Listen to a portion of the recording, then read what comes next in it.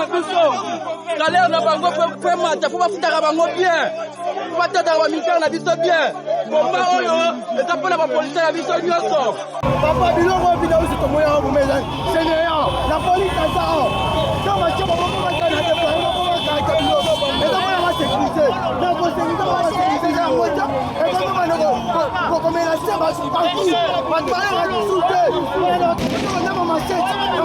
Vous allez la police des amis nango. Déploiement aux amis.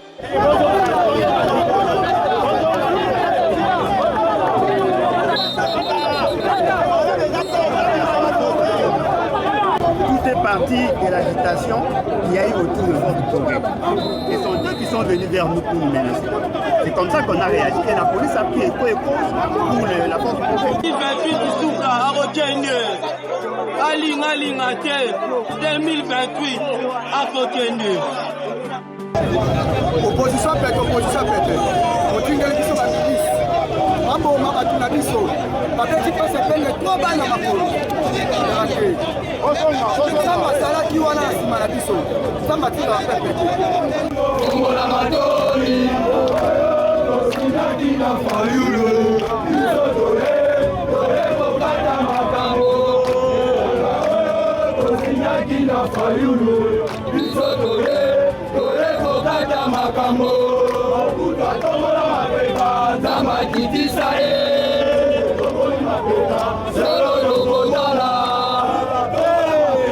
zama kitisa e tokoli mapeka solo lokotala nakoma tokoma na gatibi ndaba beno ni kwa mabeli tokoma gatibi eloko te bizo tokosila na te bizo ta tokofundela mboka bayebela biso na bango loto kosila bapolisi bakokende tokotiaka biso na bango mibali tokolakisa bango toza mibali koleka bango afatemefe wa polisi me tokotala na nsima eloko ya kokangwa na komona na kati ya Congo awa un policier oyo aza mpo na peuple mais un policier azosekite likulunga oyo abengemi force du progrès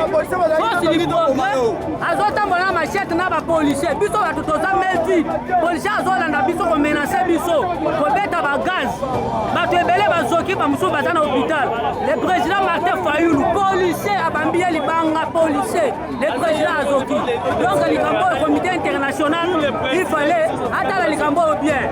Tous les présidents de ces 64 ont été abattus par les membres du Force du Progrès en complicité avec d'autres personnes, d'autres agents de l'ordre. Balandi Bisso Babomi, président Jean-Marc Kabou, blessé. Martin Fayulu, blessé. Denis Sessanga, blessé. Honoré Adolphe Nombasi, blessé.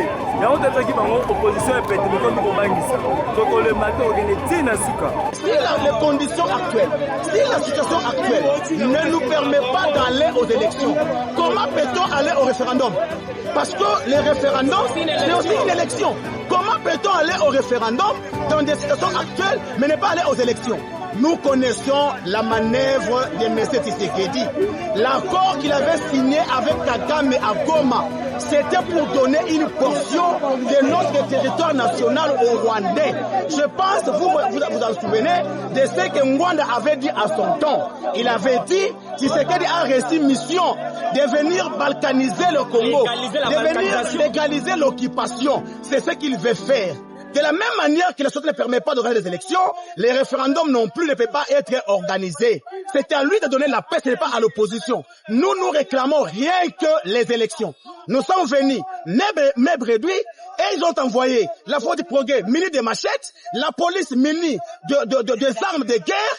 Vous avez vu comment est-ce que même les chars de combat qu'on a besoin de voir à Bunagana, qu'on a besoin de voir à Rutshuru, à Masisi, à Bukavu, à Goma. Nous les voyons ici à Kinshasa devant les paisibles citoyens. Nous prenons la communauté internationale à témoin. Les États-Unis, l'Union européenne, l'Union africaine. Tshisekedi fait devenir un dictateur. Le Congo ne l'acceptera jamais. Le peuple congolais dit non à Tshisekedi, non au changement de la Constitution. Est concevable que dans une démocratie, nous vivons ce que nous vivons aujourd'hui. Nous disons le peuple gagnera toujours. Le peuple gagnera toujours. Ça, c'est le pays de l'Omumba, c'est notre pays. Nous avons le droit de réclamer. C'est inconcevable. Nous disons non, non, non au changement de la Constitution. Opposition à péter. Moi, c'est opposition à péter, tu as ma casse. Moi, ça dit que Arsenal, nous sommes à la police, nous sommes armés et il y a un siège qui a décidé pour la République. Ça va pas parler. On va zoter le méla. Bateau, balingi va changer la Constitution. La nene a nyamou. Bateau, balingi, troisième année na Congo. Papa, ezala kate. Na Congo, a sito signé, on s'allie des mandats au KI. Kabila, a s'allie des mandats na Kenda. Yope, on s'allie des mandats na KI. Le Congo, ezala Toza na siège à SID, après avoir, tokomi même na esplanade ya paya du PPT, mba milice ya UDPS, ba policiers ba se transformer comme mba militaires, ils nous ont attaqué, ba beti ba balle, c'est toute la première fois tout le monde a ba leader, des pères de famille, bas à la toucher na balle. Président Martin Fayulu a été touché par la balle. Jean-Marc Kabound, Delis Sanga, Ados Ndomba, c'est toute la première.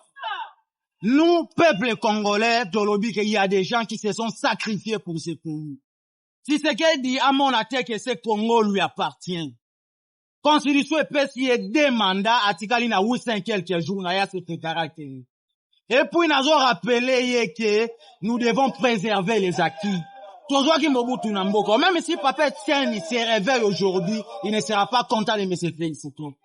Il dépêche sur Babundaki dans l'opposition pendant 37 ans, Yango et Obisoto Monate. Président Fayulu, une fois encore depuis, ça a été touché par la balle, on a Nazala qui permet na ibo mona makila.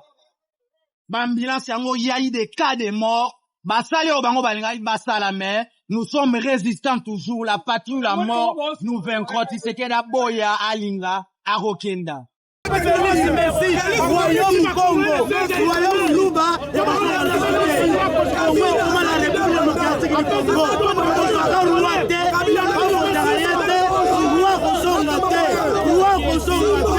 Nous avons un président, organiser les élections pour avoir un autre président.